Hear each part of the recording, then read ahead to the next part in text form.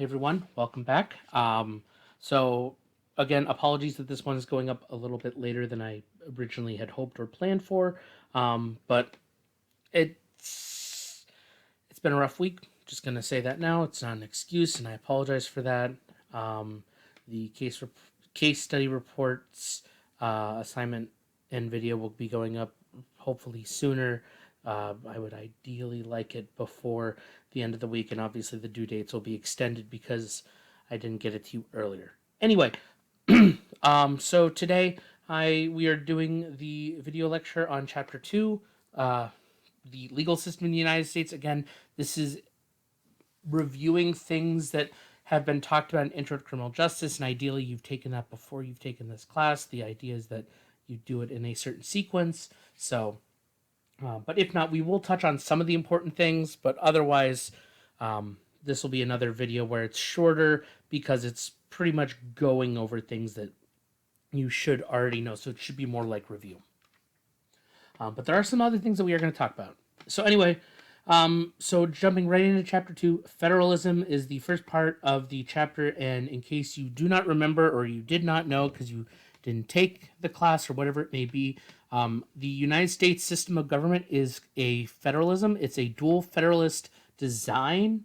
And what that really means is that there are two equal parts government agencies that rule everything. So specifically, our federal government, we have a federal system, and we have each individual state system. That's dual federalism. So there are equal balances. So the federal government, we all listen to that, but at the same time, states can make decisions that are unique to their locations. That's what separates the piece of authority, and we'll talk a little bit about that.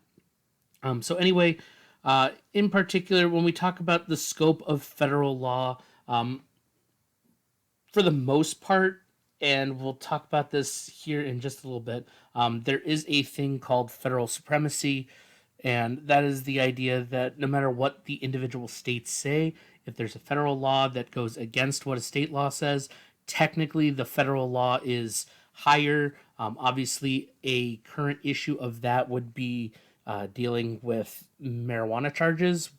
So it might be decriminalized in several places. It might even be recreational and medicinal in several places, but it's not recreational in others. That's a good example of federalism, the federal law versus the state law.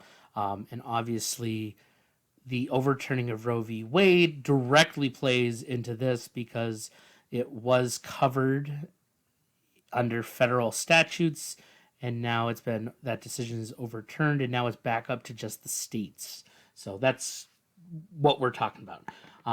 But the federal government gets its power to create laws from Article 1, subsection 8, or Section 8. You'll see this symbol quite a lot, and the reason why I'm highlighting it is just so that you're familiar. It's typically subsection. You can see two S's there. That's how you know it's subsection.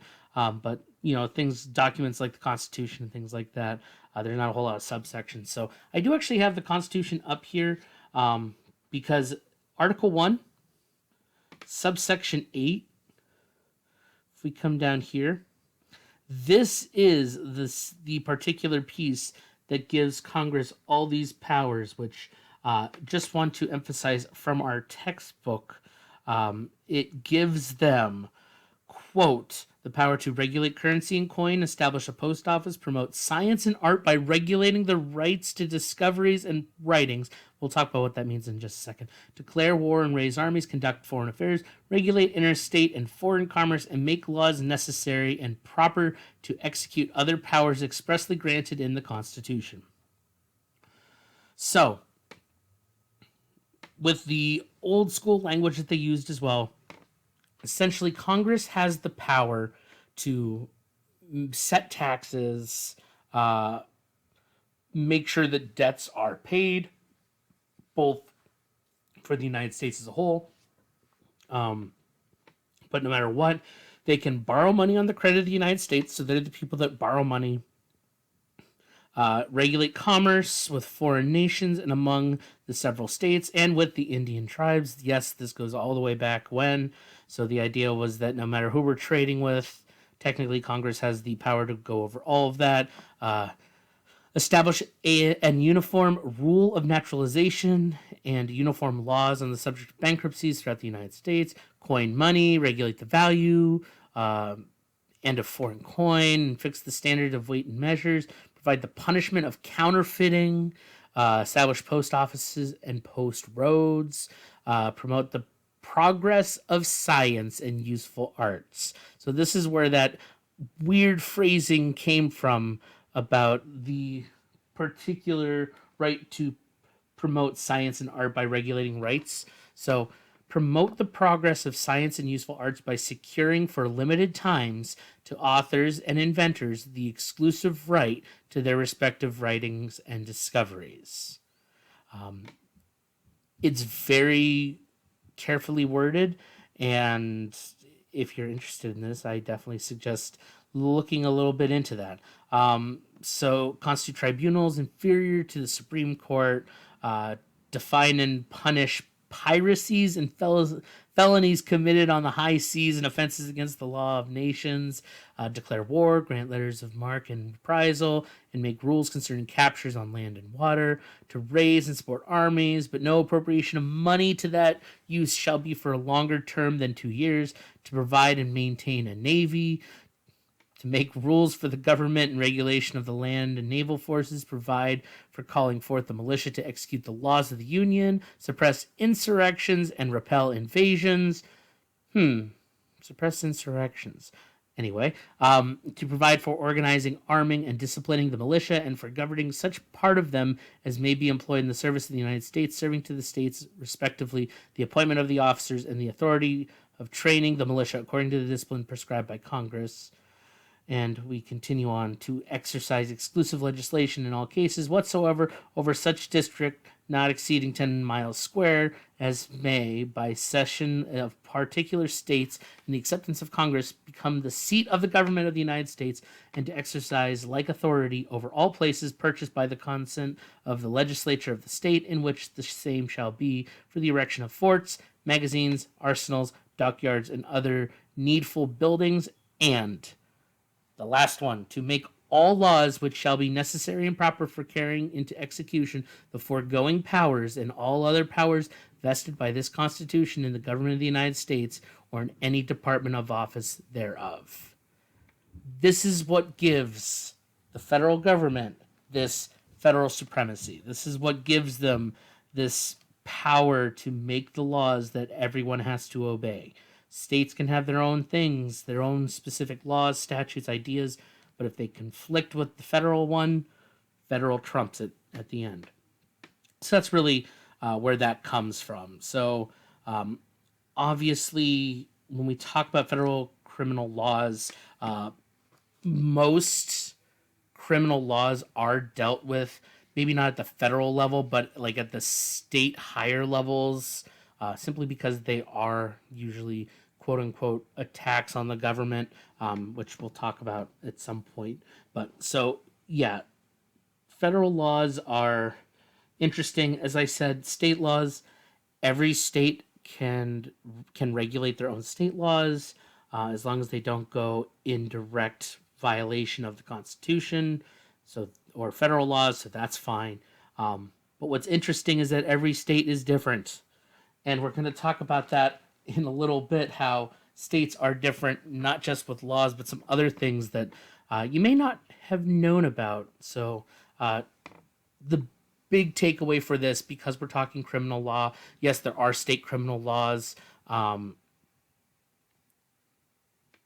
It is dealt with. So, in particular, here, state criminal laws. The power to enact criminal laws belongs almost exclusively to the states because of the 10th Amendment, which vests in states a police power to provide for the health, safety, and welfare of state citizens.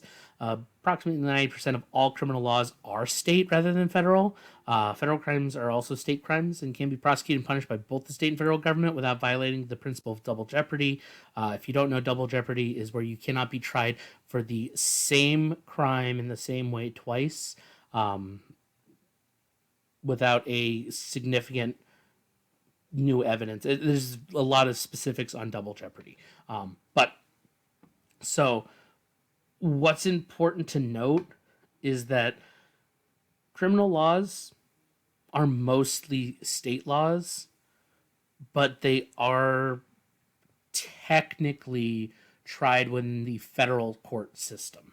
Um, and the reason I say that is because there are federal courts in the state system. We have our own state Supreme Court, we have our own federal court system, even though we also have regular municipality courts. So in our own county, we have Erie County Courthouse, which is our essentially our main courthouse for this county area. Um, it's just important to note that there are differences depending on where they are. So as you see, federal supremacy. This is what I was talking about earlier. The book does give a part on it, just saying, "Hey, this is the whole thing." The Supreme Court, or not Supreme Court, the Constitution and any federal law can be superseded, or is superseded, is the supersedent of state laws. Sorry, it took me a minute to get there. My words are a little all over the place. So, realistically, I shouldn't have to spend any time talking about the branches of government. This is something that ideally you learned way back when you were in high school. If you're younger and you just came out of high school, you should know this pretty well. If you've been out of high school for quite a while, this might be one of those, oh yeah, I remember that. Obviously, there are three main branches of government: the legislative branch, the executive branch, and the judicial branch. They deal with different unique parts of our overall government system, but they also have a system of checks and balances where how they process laws and how they process things, one can have power over the other and things of that.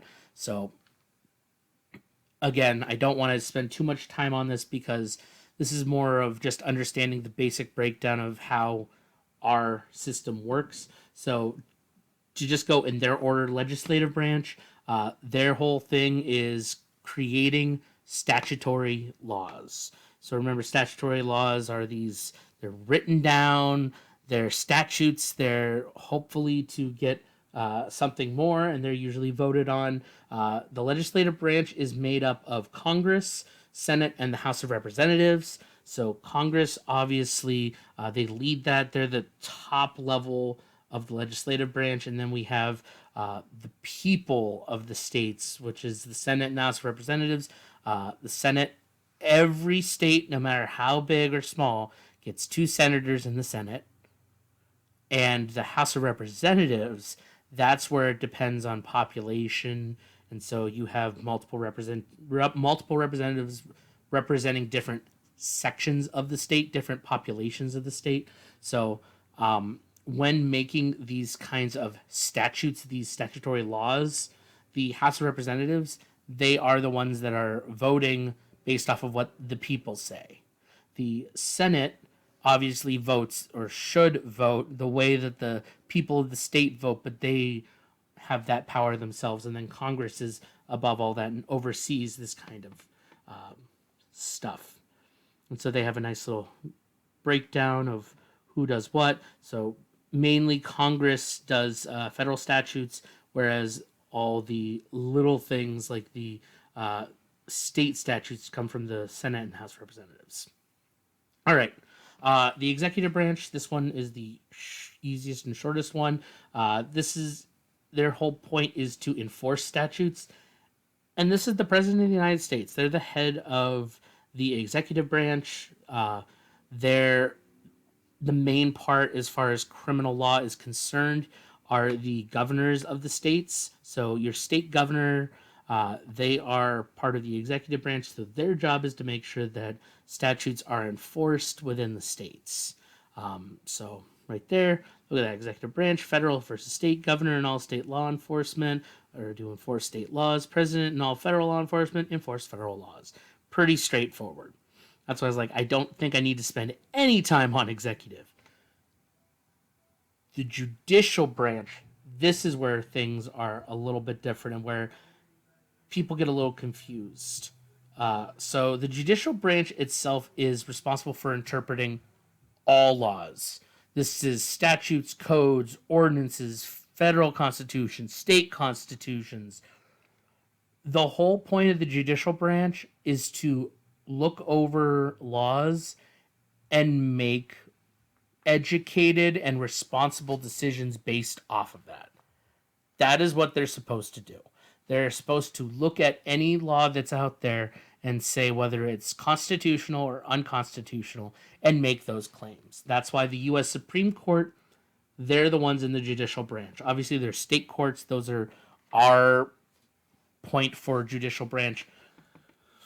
But it's important to note that the whole point of the court is to interpret the laws and see whether or not someone violated a law or not.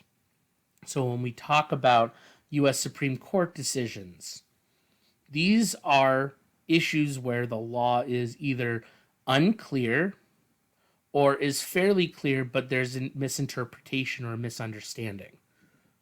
This is why it's so important. If you're in this class, obviously you're here for criminal justice, but if you're in this class because you also like the court system and you're interested in how laws are made and how laws work, I would urge you to pay attention to all the Supreme Court cases every year. Anytime that they make rulings on things, these are the big decisions that affect pretty much all aspects of life. This is why last year the whole overturning of Roe v. Wade was a big thing, and that was a Supreme Court decision that affected lots of people. Right now, it's not super big, but super big if you're an internet person, not super big if you don't really care. The Supreme Court is going to be looking at whether or not social media platforms are to be held responsible for what content users post.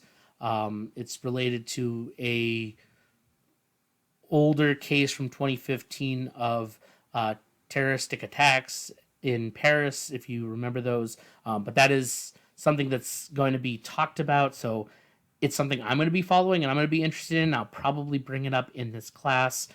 So if you want to be interested or want to look into that, that's something to think about.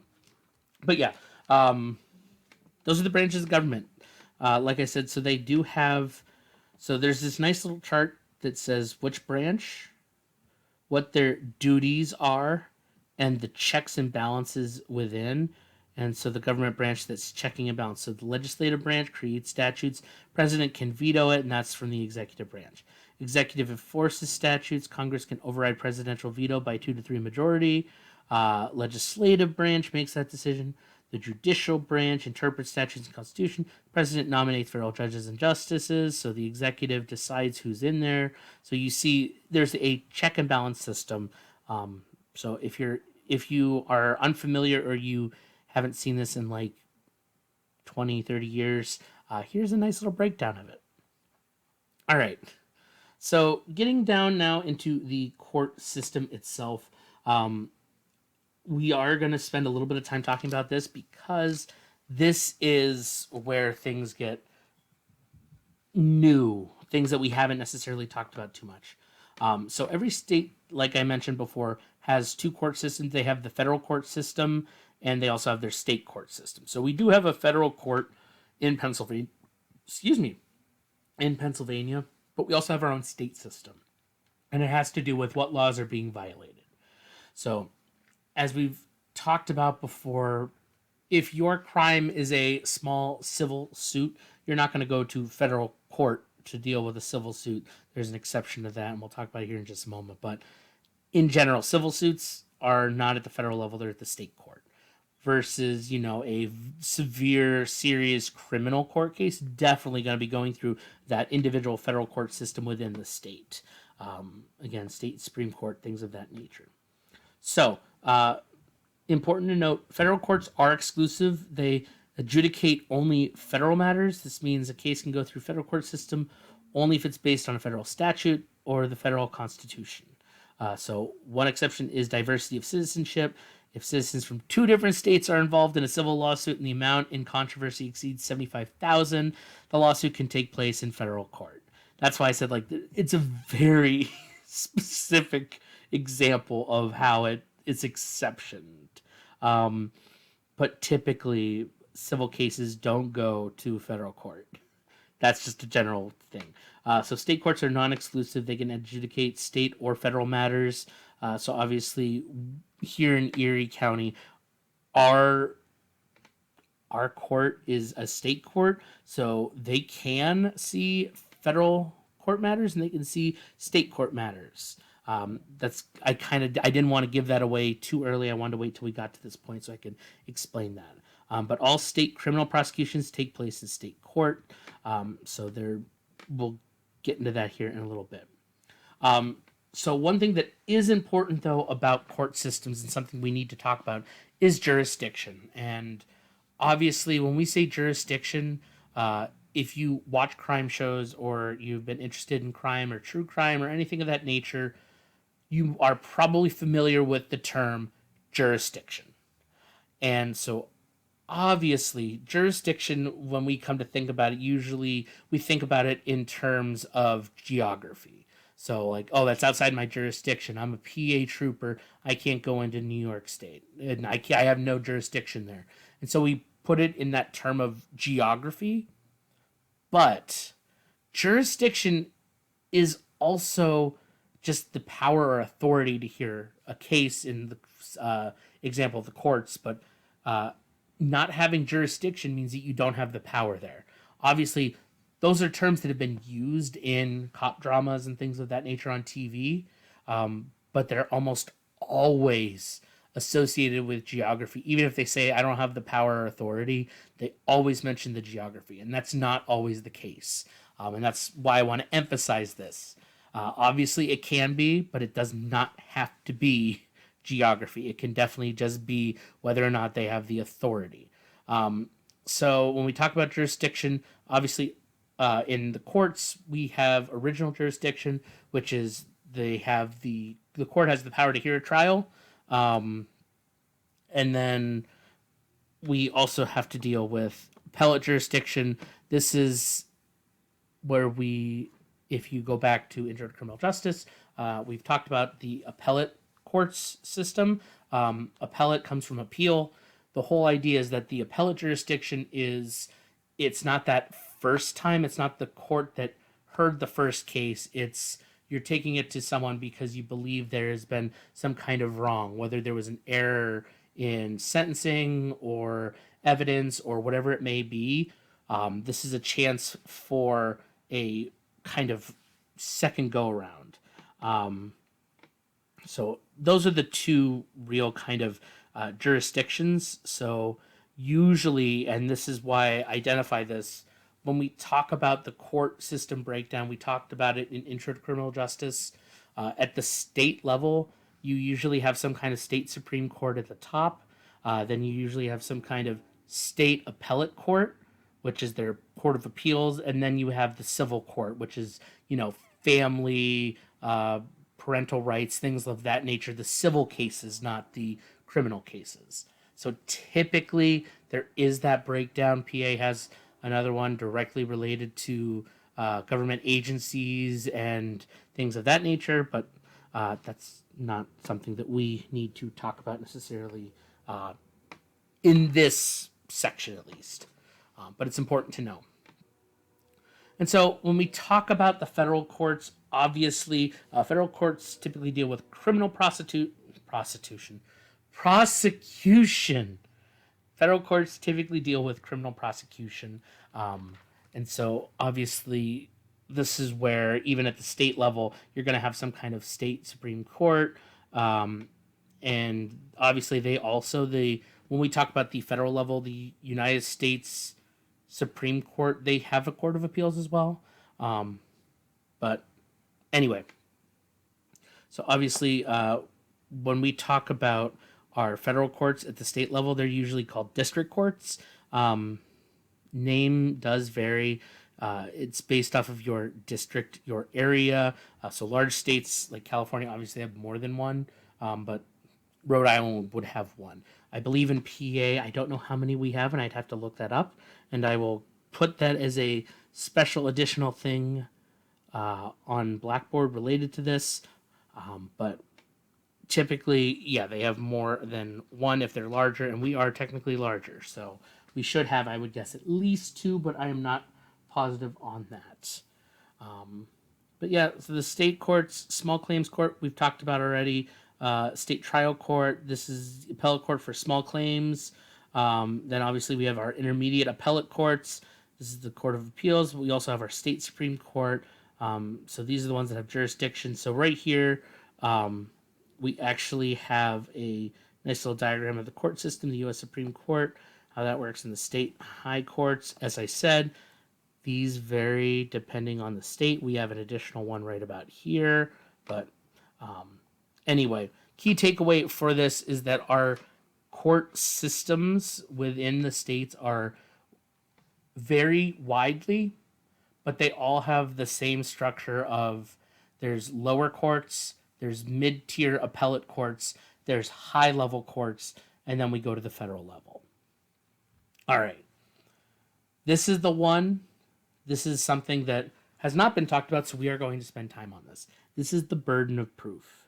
So we've talked about a burden of proof before when we talked about criminal justice, when we talked about the legal system and how it is not the job of the defense to prove the evidence. It's the I can think plaintiff, which is civil, or no, it is defendant in criminal. Gosh, my brain just completely shut down. Sorry about that. But burden of proof, it is the individual responsibility of those making the claim to prove the disputed charge, allegation, or defense. This is complicated, and you'll understand why in a minute. So, again, yourdictionary.com. Burden of proof is a party's responsibility to prove a disputed charge, allegation, or defense. So, all burden of proof has two components: burden of production and the burden of persuasion. The burden of persuasion, I'm sure you all understand if you know anything about just court and the legal system in general. But so the burden of production is very simply something that we all know. We just might not have heard that term. It's the whole entire obligation to prevent. Sorry. It is the obligation to present evidence to the judge or jury. That is the burden of production. So to prove the burden of proof, it has two components. You have to show evidence, and this is the one that we all know, burden of persuasion. Convince the judge or jury to a certain standard. So we'll talk about beyond a reasonable doubt because that's the one that people tend to know, and that's directly related to criminal cases. Obviously, we'll talk about that here in just a moment. So the burden of proof, very basic. Like, it is simply the level at which that the judge or jury sees that the evidence is sufficient to either acquit or sentence. Period. That's the burden of proof. And beyond a reasonable doubt, we're going to talk about just here in a brief moment. But, excuse me, the plaintiff or prosecutor is the one that has to do the burden of proof. The defendant, they shouldn't have to prove their innocence because that is part of an actual, amendment, is that you are innocent until proven guilty. So, there's a couple things that we're going to talk about. Obviously, there are things, and we've talked about this before, a bench trial where there is no jury. It's just the judge that makes a choice. And so oftentimes defining a burden of proof is not necessary in those cases. However, in the case with a jury, specifically criminal cases, the jury is often filled with people who are not legal experts. So typically, a judge has to explain the burden of proof to the jury in some kind of instructions. And we're going to talk about that in relation to PA here in a little bit. So in civil cases, we'll hit this first because that's the easier piece. So burdens of proof vary depending on the type of case being tried. Even civil cases, it's the preponderance of evidence. This idea is that if you really want to prove your side, you have to be slightly better than the other. It breaks down essentially to 51% to 49%. If 51% of the evidence is in support of the plaintiff, the defendant is typically found guilty. In a 49% plaintiff and 51% defendant, they're found not guilty and they're acquitted. Like, the burden of proof is low for a civil case.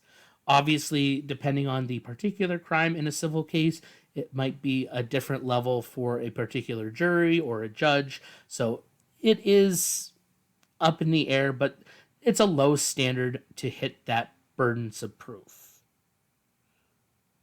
However, the burden of proof in criminal prosecution is that it has to be beyond a reasonable doubt. And so this is where I say, well, what is a reasonable doubt? So right here, prosecution's evidence must overcome the defendant's presumption of innocence. The Constitution guarantees as due process of the law. In particular, this case, Winship 2010, presumption of innocence. The Constitution, in the due process of a right to a speedy and just trial and all that stuff, means that you are innocent until proven guilty. So to prove beyond a reasonable doubt means that your evidence has to prove. How did I exactly write this down? Evidence must overcome presumption of innocence. If there is a chance that they could be innocent, there is potential for acquittal. That is important. If there's even a slight chance that the defendant is innocent, the case most likely lacks convincing and credible evidence, and the trier of fact should acquit the defendant. Now, this is the piece where it gets confusing and why I said we'll talk about us in particular. States vary as to their requirements for the defendant's burden of proof when asserting a defense in a criminal prosecution. There is no cut and dry one way to prove beyond a reasonable doubt the burden of proof in a criminal case for each state. So, in particular, so this is just something, so I found this online, but I did cross-reference it with like 8 others. It's just the most easily read one. So Pennsylvania's suggested standard jury instructions. So this is something, like I said, I cross-referenced this with a lot of different sources. It's just the easiest to read. The Pennsylvania suggested standard for juries about the burden of proof. It goes through, and this is just, the key points to say. And this is what I want to point out and why PA is different. Although the Commonwealth has the burden of proving that the defendant is guilty, this does not mean that the Commonwealth must prove its case beyond all doubt and to a mathematical certainty, nor must it demonstrate the complete impossibility of innocence. A reasonable doubt is a doubt that would cause a reasonably careful and sensible person to hesitate before acting upon a matter of importance of his or her own affairs. A reasonable doubt must fairly arise out of the evidence that was presented or out of the lack of evidence presented with respect to some element of crime. A reasonable doubt must be a real doubt. It may not be an imagined one, nor may it be a doubt manufactured to avoid carrying out an unpleasant duty. So to summarize, you may not find the defendant guilty based on a mere suspicion of guilt. The Commonwealth has the burden of proving the defendant guilty beyond a reasonable doubt. It means the burden. Then the defendant is no longer presumed innocent, and you should find him or her guilty. On the other hand, if the Commonwealth does not meet its burden, then you must find him or her not guilty. And in particular, Understand that in making decisions of importance in our own lives, we can never act with mathematical certainty. Also, we must recognize that sometimes, simply out of fear of making those important decisions, we may imagine doubts that are based on virtually anything. It is important that we make sure that doubt that we allow to affect our decisions are only those that are based upon fact and reason. So, here in the state of Pennsylvania, what is put forward for our own burden of proof for the jury is that we cannot prove a certain statistical level. We cannot prove this, that, and the other. We just simply go, all right, we can't prove mathematically, but you have to know in your deep core that it is not this. You cannot doubt. You cannot believe it may be just because it's a serious thing. It's very much focused on what is facts, which is important. Like, don't get me wrong, facts are very important, but it does raise some issues when we consider juries are made up of everyday people. They are picked out from a large pool, and so sometimes you have people with conflicting beliefs, and that can lead to some interesting particular cases. So, yeah, PA is one of the few that does not really have a state standard for the burden of proof. Some states actually do have, like, there must be this much evidence in support to. PA is not one of those.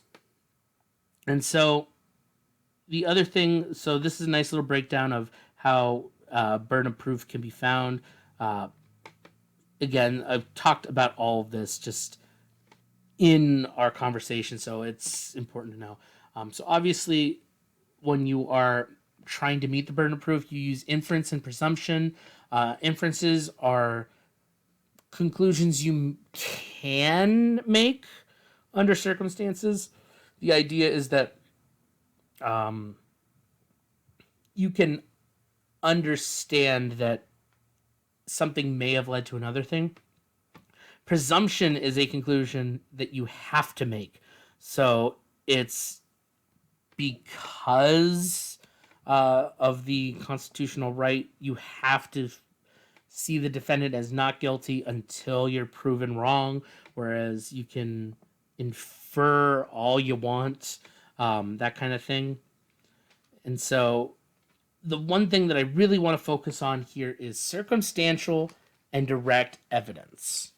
So I'm sure that we've all, if you are into law stuff, if you've watched any law shows or things like that, or even if you're like a true crime podcast person or whatever, you're familiar with the term circumstantial evidence and I'd hope direct evidence. So obviously circumstantial is indirect evidence and direct evidence is, well, direct. So I want to emphasize something about this. Circumstantial evidence indirectly proves a fact. So it proves something, but it's not necessarily a one-to-one. Circumstantial evidence gets fuzzy, and it's interesting. The example that the text uses is actually really good. So fingerprint evidence is usually circumstantial. Just because the fingerprint is at the scene of the crime, it means that they were there, but it doesn't mean that they committed the crime. That's where things get weird. Obviously, DNA evidence is also circumstantial, but typically because of the nature of how the DNA evidence is gathered, makes it more direct. But in general, the idea is that because this is here, because of A, it leads to B. Listen to how I phrase that. Because of A, it leads to B. Direct evidence is directly proving a fact. A did B. A to B. Not leads to. Is. A to B. A became B. Not led to. So, direct evidence, and this is where something else comes up. Eyewitness testimony is considered direct evidence. I'm going to ask this question, and because we're not live, this is one of those I have to just assume that I'm going to give you a second, but is eyewitness testimony solid, infallible evidence?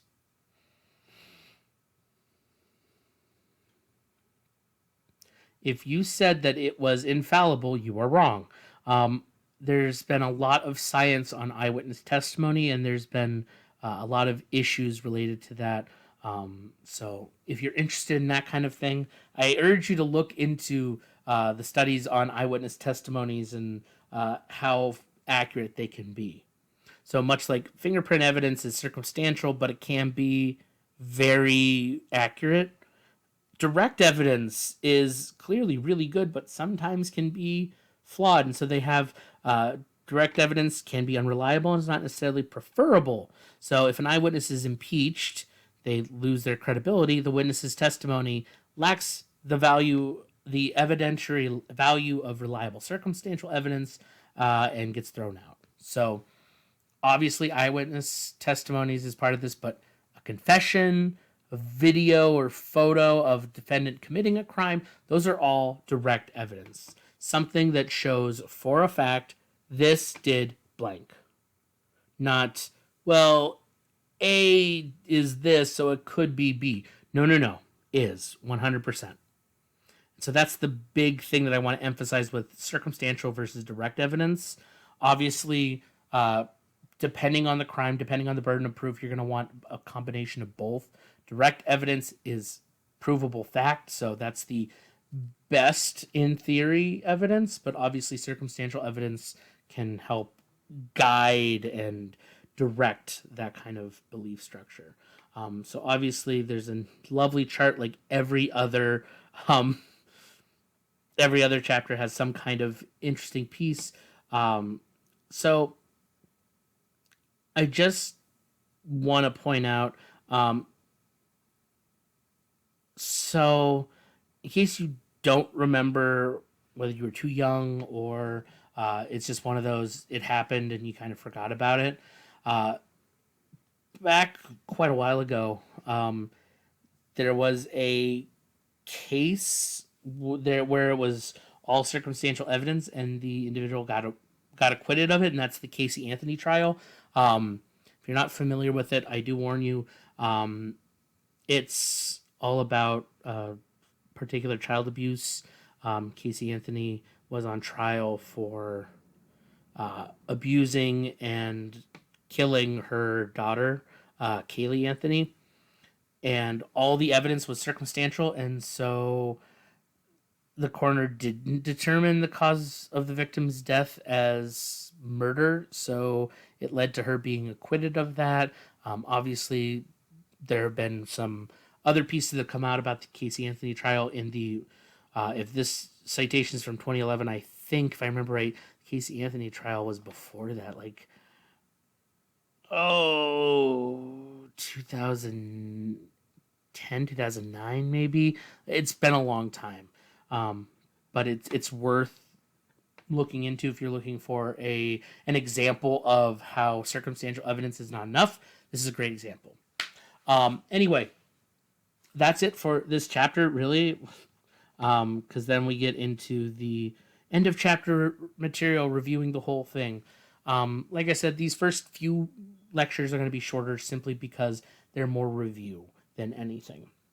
But anyway, thank you for tuning in and listening. I hope you learned something. Maybe not fun, but interesting. But yeah, I'll see you all in the next lecture. Bye.